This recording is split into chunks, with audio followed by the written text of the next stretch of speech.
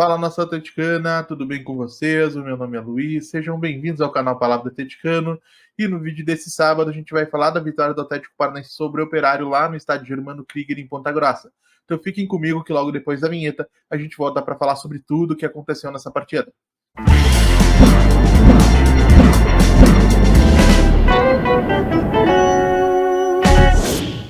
Então vamos lá para o pós-jogo de Operário 1, Atlético Paranaense 2. E o primeiro tópico que eu separei para conversar com vocês é justamente o primeiro gol marcado pelo Operário, muito cedo na partida, com menos de 5 minutos jogados, e onde algumas pessoas enxergaram uma falha do Thiago Heleno na origem da jogada. Para quem não se recorda, tudo começa com uma bola afastada pelo sistema defensivo do Operário, que ao chegar quicando no campo de defesa do Atlético, o Thiago Heleno, percebendo não ter uma linha de passe clara, os companheiros da região ali onde ele estava estavam marcados, e percebendo também a presença de um atacante do Operário chegando na pressão, decide eliminar um risco mais grave e mais imediato, que seria a possibilidade de perder a bola naquela região do campo onde ele estava, afastando a bola de cabeça em direção ao campo de defesa do Operário. Na sequência da jogada, ela se desenvolve, chega até o Felipe Augusto na extrema direita ali do ataque do Operário. Ele consegue uma finta sobre o Filipinho e acerta um chute de rara felicidade de provavelmente uns 25 metros de distância, que o Bento, por ser um goleiro monstruoso como é, de maneira surpreendente ainda consegue desviar, mas não o suficiente para tirá-la da trajetória do gol. Numa circunstância como essa, né, um chute de rara felicidade, de uma jogada que se desenvolveu de maneira completamente natural depois dessa primeira bola afastada pelo Thiago, eu não consigo enxergar uma falha no sentido de um erro capital que gera um gol, como algumas pessoas sugeriram. Para mim, o Thiago tomou a decisão correta naquele momento. Em consequência, né, como consequência desse primeiro gol marcado pelo Operário, a gente teve um primeiro tempo muito truncado, porque a equipe do Operário estava muito encaixada, concedendo pouquíssimos espaços, especialmente na região central do gramado. E isso é consequência de um trabalho do Rafael Guanais, que já dura mais de um ano. Ele assumiu o comando do Operário em janeiro de 2023, e é por isso que eu defendo de maneira tão veemente aqui no canal a necessidade de tempo e de paciência para o desenvolvimento do trabalho de cada treinador. Isso valeu para técnicos que eu não apostava, caso de Wesley Carvalho, caso do próprio Paulo Turra. Isso valeu para técnicos que eu achava que poderiam entregar mais do que efetivamente acabaram entregando, como foi o caso do Juan Carlos Osório. Isso vale também para o Cuca, tá? O Atlético não teve um desempenho brilhante hoje, mesmo depois de iniciar a passagem do treinador pelo clube com uma goleada sobre o Londrina. Isso é perfeitamente natural, seria estranhíssimo, o Cuca precisaria ter uma varinha mágica para solucionar todos os problemas do clube aí em menos de 2 semanas. Então é natural que existam oscilações. O trabalho do Cuca, assim como o de qualquer outro treinador, precisa de paciência, e isso vai ser uma máxima aqui no canal. Agora, justamente pelo fato de o Operário ser uma equipe competitiva, conseguiu de alguma maneira encaixotar Fernandinho, Christie, principalmente o Bruno Zapelli durante o primeiro tempo. No intervalo, a gente viu o Cuca optando pelas saídas do Madison e do Filipinho para as entradas do Léo Godoy e do Lucas Esquivel.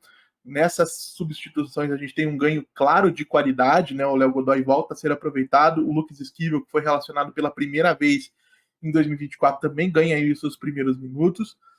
E por uma curiosidade, né, por uma situação aí um pouco diferente do que eu imagino que será o mais natural, a gente viu o Esquivel aproveitando melhor uma certa liberdade para avançar pelo lado esquerdo, na comparação com o Godoy, que em abstrato é um lateral mais ofensivo que o nosso camisa 37. Então hoje a gente viu o Esquivel subindo ao campo de ataque, onde ele tem qualidade para atuar. A questão nunca foi de qualidade em relação ao Esquivel, sempre foi de característica. É um lateral de comportamento mais defensivo e mais construtor desde as categorias de base, e isso tende a continuar com o passar do tempo. Eu acredito que um balanço mais natural para o Atlético vai ter o Esquivel avançando um pouco menos e o Léo Godoy com mais liberdade, até para aproveitar um corredor onde o Christian naturalmente vai buscar o lado de dentro do campo. Tá? Na sequência, a gente tem, ou no mesmo momento, nós tivemos a entrada do Julimar no lugar do Bruno Zapelli, e isso mostra que, apesar de uma perda notória de qualidade, o Zapelli é muito mais jogador que o Julimar, a gente teve um ganho de velocidade, e isso significa que o Cuca, identificando uma dificuldade da equipe em controlar o adversário pela posse da bola, né, em construir, ainda que em transição, oportunidades de chegar ao campo defendido pelo goleiro do Operário, acabou optando por explorar transições ofensivas em velocidade e principalmente a velocidade de todos esses jogadores, de maneira mais notória, lógico. O Julimar por um lado e o Canóbio pelo outro, isso foi o que o Atlético tentou ao longo do segundo tempo. A gente teve no Julimar um jogador que participou pouco e com pouco destaque, não acho que seja um jogador o Atlético, com o qual o Atlético poderá contar ao longo de toda a temporada. Nesse momento de menor exigência técnica, ele vai poder ser útil, mas eu acredito que no momento que começarem Campeonato Brasileiro e as fases mais avançadas de Copa do Brasil, eventualmente uma Copa Sul-Americana, o Julimar vai ter que assumir um papel mais secundário, porque a sua qualidade dentro de campo não permite imaginar que ele possa ser uma opção recorrente nesses contextos competitivos. O Canóbio, por um outro lado, hoje teve um dia menos feliz do que teve no último final de semana contra o Londrina, mas segue sendo um jogador importante, tá? Ele gera muito volume de jogo e mesmo que algumas tomadas de decisão ou algumas execuções daquilo que ele decide não sejam perfeitas, longe disso, é um jogador que se destaca pela entrega que ele tem pela equipe, pelo volume que ele gera, pela preocupação constante que ele é pelo sistema defensivo, tanto em relação à ocupação e exploração dos espaços deixados nas costas da defesa, quanto na presença dele no momento da pressão. É um jogador que se entrega muito fisicamente e que tem muito a ganhar conforme essa equipe do Atlético vá ganhando conjunto e permitindo que o Canóbio ofereça ao time aquilo que ele faz de melhor, que é justamente essa intensidade. Eu falei aqui em outros momentos, volto a repetir. O Canóbio nunca foi esse ponta de marcar inúmeros gols, conceder inúmeras assistências, nunca foi esse craque que algumas pessoas parecem ter imaginado quando ele foi contratado do Peñarol. O ponta de talento naquele time do Peñarol, que tinha Agustín Canóbio, Agustín Álvares Martínez e Facundo Torres, era justamente o Facundo Torres, que o Atlético poderia ter contratado se quisesse um jogador de mais talento, de mais números ofensivos, mais participações diretas em gol. A grande questão, gente, é que conforme eu mencionei aqui em outro vídeo, diferente dos 3 milhões e meio de dólares que o Atlético pagou pelo Canóbio, o Facundo Torres custou 9 milhões de dólares ao Orlando City, lá da Major League Soccer. Então era um valor improvável para o Atlético, e eu acho que existe aí da torcida um erro de expectativa em relação àquilo que deve ser esperado do uruguaio. É um jogador que vai oferecer N possibilidades, mas que não vai ser esse definidor, esse craque, esse jogador de momentos tecnicamente brilhantes. É um jogador de volume, de esforço, de trabalho, e que dentro de um contexto coletivo que funcione vai ser assim, importante, como ele foi também lá no futebol uruguaio. E por último, eu destaquei aqui a situação do Pablo, a entrada do Pablo pelo Mastriani. São dois centroavantes de características muito distintas. O Mastriani teve pouquíssimas oportunidades, participou pouco do jogo, que é inclusive uma característica do jogo dele, não é um jogador de muitas ações com a bola. E nesse contexto, o Cuca chegou a treinar com o Pablo, atuando como um ponta, lógico que vai procurar a região central do gramado, vai se aproximar do centroavante, mas eu acredito que a melhor posição para ele ainda seja no comando do ataque, né? Lógico que vai ser um atacante de mais mobilidade, mas nessa circunstância ele consegue extrair algumas situações importantes, acrescentar variação ao jogo da equipe, e foi assim que ele aproveitou bem um lançamento, mais um bom lançamento do Kaique Rocha, para se livrar da marcação do Operário, ficar cara a cara com o goleiro e marcar o que seria o gol da vitória do Atlético.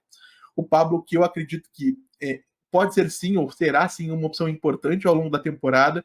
É um jogador mais competente tecnicamente, um líder mais importante para o elenco do que um Lucas Diório, por exemplo. E acho até que em algumas circunstâncias pode sim atuar junto do Gonzalo Mastriani, quando o Atlético estiver atrás no placar, quando partir para aquela situação do abafa, de chuveirinhos, né, no final da partida, que não deve ser a tônica, mas que precisa sim ser uma opção para alguns momentos específicos. Então, em algumas circunstâncias e partidas específicas, eu acredito que a gente pode ver até os dois juntos, mas isso não pode ser uma regra geral, que era um dos tantos erros que o Juan Carlos Osório vinha cometendo na montagem da equipe nesse início de temporada.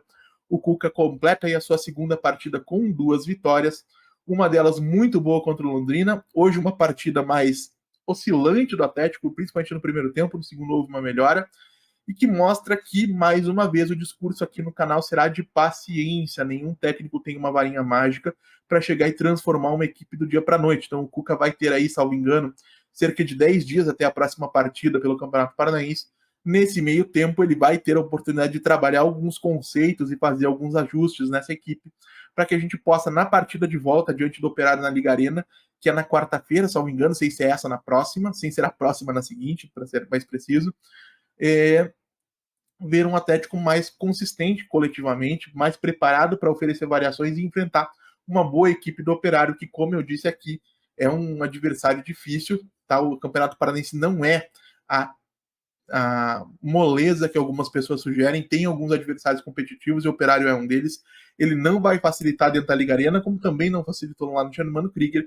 O Atlético vai precisar sim fazer uma boa partida, apresentar melhoras e evoluções para poder controlar bem esse adversário e chegar até a grande decisão aí sem grande susto, sem tomar grandes sustos dentro da sua casa.